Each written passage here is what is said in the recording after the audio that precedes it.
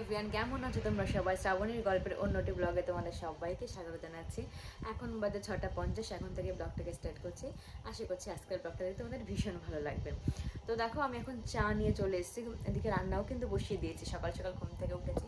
আর বিছনাগুলো দেখো রয়েছে, এখনও বিছনাটা তোলা হয়নি, বিছনাটা তুলতে হবে। তার আগে একটু বসে চা খেয়ে নিই।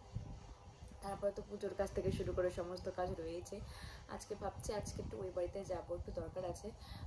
তো সেই জন্য ভাবছি আজকে থাকবো। তো দেখি কতদূর কি পারি, আশা করছি পারবো, কারণ কালকেও যে কাজটার জন্য গেছিলাম কাজটা মেটেনি। তো ওই জন্য আজকে থাকতে হবে। আজকে থাকলে হয়তো পুরো কাজটা আমি কমপ্লিট করতে পারবো। আজকে থেকে কালকে যদি কোনো কাজ থাকে সেটা কমপ্লিট করতে মোটামুটি পারবো। তো চলো বেশি কথা না বলে তাহলে দিনটাকে শুরু করি। দেখতে থাকো ব্লগটাকে। দেখো, আমি এখানে পুরোপুরি রেডি হয়ে গেছি। আর বাইরে পড়ছে প্রচণ্ড বৃষ্টি। আমার সমস্ত কাজ হয়ে গেছে, রান্নাঘরের কাজ, পুজো দেওয়া, সমস্ত কিছু কমপ্লিট হয়ে গেছে। আজকে রান্না করেছিলাম চিচিঙ্গা ভাজা, পটল ভাজা, আর আমার জন্য মাছের তেল ভাজা। এটা দিয়ে আমি খাবো। আর ডিম সিদ্ধ, ডিম ভাজা, ডাল, এই সমস্ত করা হয়েছিল সকালে। তো সেগুলো দিয়ে খাওয়া দাওয়া করবো, তারপরে বেরোবো। এখন বাজে 10টা বাজে 10 মিনিট বাকি, 9:50। তো আশা করছি দেখি বৃষ্টিটা 10 মিনিট যদি কমে যায় তাহলে বেরিয়ে পড়তে পারবো। তো এখন আপাতত কোনো কাজ নেই। আমি আজকের ভিডিওটা এই বাড়িতে কিছু দেখাইনি, কারণ আমি হয়েছে ওই বাড়ির ব্লগটা তোমাদের সাথে শেয়ার করবো। এটা তো দেখোই, তাই ওটাই শেয়ার করবো ভাবছিলাম। তো চলো এখন খাওয়া দাওয়াটা করি, তারপর বেরোনো যাবে।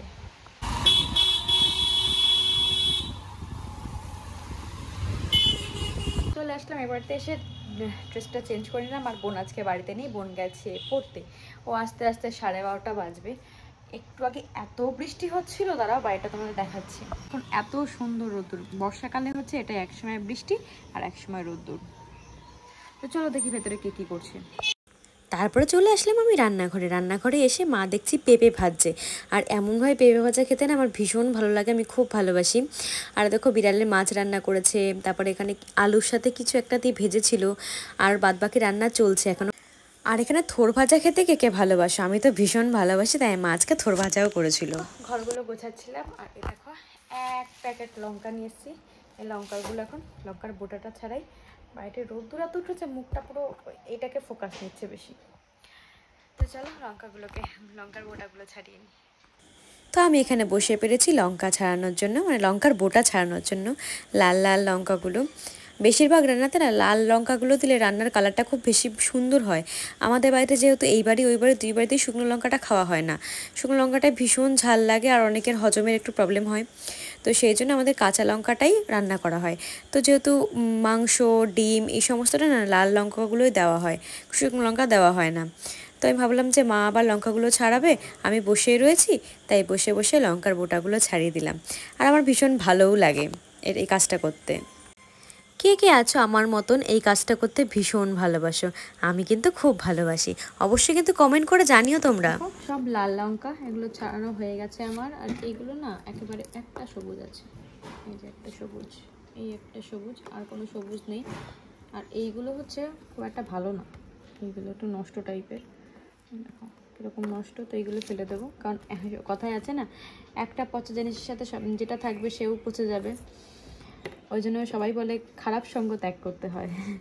খারাপের সাথে যে থাকবে সেও খারাপ হয়ে যাবে, এটা কথার কথা। তো দেখো এখানে হচ্ছে এগুলো ছাড়ানো হয়ে গেছে। তো চলো এগুলো এর মধ্যে রেখে দিই, তারপরে দিয়ে আসি আর এগুলো ফেলে দিই। তারপরে রান্নাঘরে এসে দেখি মাকে রান্না করছে বলো তো চিকেন পকোড়া। আমি চিকেন পকোড়া খেতে যেহেতু ভালোবাসি, তো সেই জন্য দেখো চিকেন পকোড়া রান্না করছে। কে কে চিকেন পকোড়া খেতে ভালোবাসে সেগুলোও কিন্তু কমেন্ট করে জানাবে। গরম গরম চিকেন পকোড়া সাথে হচ্ছে টমেটো সস, দারুণ লাগবে। তো বোন আসবে বলে একবারে সেই সময়টাই করলো যাতে আমিও খেতে পারি আর তার সাথে বোনও খেতে পারে। ভীষণ টেস্টি হয়েছিল জানো তো খেতে। বোন কেবল পরে বাড়ি আসলো আর পরোটা নিয়ে এসছে। আমি বোন এখন পরোটা করবো, আর মা ওদিকে চিকেন পকোড়া করছে। তো চিকেন পকোড়াও নিয়ে এসে তারা দেখাচ্ছি। এই দেখো চিকেন পকোড়া আর ওখানে পরোটা আর হচ্ছে ঘুগনি। এই পরোটাটা আমার খেতে ভীষণ ভালো লাগে, তাই বোন আসার সময় আমার জন্য নিয়ে এসেছিল। অনেকক্ষণ তোমাদের সামনে ভিডিওটা শেয়ার করতে পারিনি, তার কারণ তোমাদেরকে যখন দেখিয়েছিলাম তারপরে আমার ফোনের মধ্যে আমার বোন দেখেছিল তরকারি এনেছিল, মানে পরোটা খাচ্ছিলাম, সে তরকারির ঝোল পুরো ফোনের মধ্যে পড়ে গেছে। তারপর থেকে ফোন চার্জ নিচ্ছিল না, ভীষণ কষ্ট লাগছিল। তো তারপরে অনেক কিছু করে অ্যাটলিস্ট চার্জ নিয়েছে, তার জন্য আমরা তোমাদের সামনে আসলাম। তো সে সময় কিছুই করতে পেরেছিলাম না। তারপরে চার্জ যখন নিলেও তারপর আমাকে দিয়ে গেল ড্রয়িং শেখাতে। তো এখন ড্রয়িং শেখাতে এসেছি, চলো তোমাদেরকে দেখিয়ে দিই। একদিনই তো ছবি দেখাই, তাই আজকে ছবি দেখালাম না, যারা ড্রয়িং করছে সেটাই দেখালাম। আর আজকে আমি ওই বাড়িতে থাকবো, তো সেই জন্য আজকে আর ওই বাড়ির ব্লগ আজকে তোমরা দেখতে পাবে না, আজকে কিন্তু হাঁসখালির ব্লগই তোমরা দেখতে পাবে। আর বোনের কিছু ভূগোলের কাজ করে দিতে হবে বললো, তাই ভাবলাম থেকেই যাই, থেকে একবারে করে দিয়ে যাই। তো চলো দেখতে থাকো।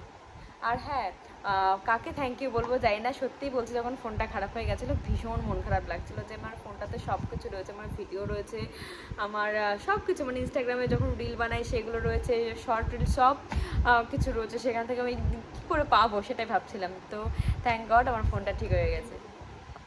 কই মাছ কোথায় পেয়েছিস? কই মাছ কোথায় পেয়েছিস? এই ঘরের সামনে দিয়ে যাচ্ছিলাম। কটা? একটা। আর তুই কটা পেয়েছিস?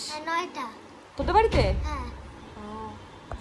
আজকে যেহেতু প্রচণ্ড বৃষ্টি হয়েছে, তো সেজন্য এদের বাড়ির ধারে কই মাছ পাওয়া গেছে। তো আমাকে সেই গল্পই করছিল যে একজনের বাড়িতে একটা পেয়েছে, একজনের বাড়িতে 9টা পেয়েছে। বেশ ভালো লাগে এগুলো শুনতে। ড্রয়িং শিখে আর সাথে রয়েছে দেখো এরকম চা, আসলে স্পেস ছিল না, তো সেজন্য ওটা ডিলিট করে নিলাম কিছু ভিডিও। প্রচুর ভিডিও রয়ে গেছে জানো, প্রায় 500টার উপরে ভিডিও রয়েছে, একদিন বসে বসে ডিলিট করতে হবে। চাটা দেখাতেই পাচ্ছি না, দাঁড়াও। দেখো আমি একটু কড়া চা খেতে ভালোবাসি, মানে চাটা অনেকক্ষণ ধরে, আমল দুধটা অনেকক্ষণ ধরে ফুটবে, আমি এরকম চা খেতে বেশি ভালোবাসি, চা করতে আমার একটু লেট হয়। তো এখন যেগুলো করব সেগুলো হচ্ছে, কোথায় ভেবেছিলাম আমি থাকবো, তারপর ঠিক হলো যে না, আমি না, ও থাকবে আমার সাথে। আসলে বোনের হচ্ছে জিওগ্রাফির কিছু বোঝানোর কিছু রয়েছে, তো সেজন্য ও বললো আমি একবারে তাহলে ওকে বুঝিয়ে দিয়ে জানালাম, ঠিক আছে। তো সেজন্য ও থেকে গেল। আর এখন যেগুলো কাজ আছে, এই ঘরটা গুছাবো, অন্যান্য সব ঘর গুছানো হয়ে গেছে, এখন এই ঘর গুছিয়ে দেখি বোনকে কোনো হেল্প করে দিতে পারে নাকি। তো চলো দেখতে থাকো। তো দেখো, বোন যেহেতু জিওগ্রাফি নিয়ে পড়াশোনা করছে, তো জিওগ্রাফির অনেক প্র্যাকটিক্যাল কাজ দিয়েছিল, সেগুলো বসে বসে করছিল, আর যেটুকু পারছিল আমাকে হেল্প করে দিচ্ছিলাম। যেহেতু দাদাভাই রয়েছে একটু দেখিয়ে দেওয়ার জন্য, সেজন্য ওর একটু সুবিধা হয়েছে। তো চলো আজকের ব্লগটাকে আর বেশি বড় করছি না, এই পর্যন্ত ব্লগটা থাক। যদি কিছু ভালো লেগে থাকে তাহলে প্লিজ লাইক কমেন্ট শেয়ার করে দিও। এখনকার জন্য টাটা, বাই বাই।